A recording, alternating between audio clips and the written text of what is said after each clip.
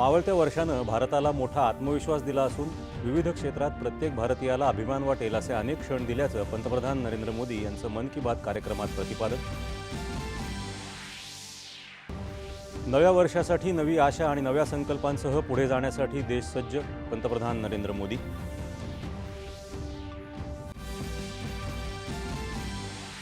अरवली पर्वतरांगांच्या फेरव्याख्येमुळे निर्माण झालेल्या वादांमध्ये सर्वोच्च न्यायालयाकडून दखल, सुटीकालीन खंडपीठात उद्या सुनावणी.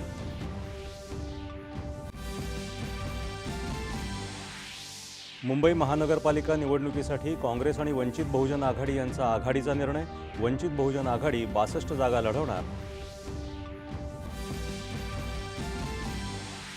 आणि भारत आणि श्रीलंका महिला क्रिकेट संघादरम्यान आज थिरुवनंतपुरम इथं होणार चौथा T20 सामना.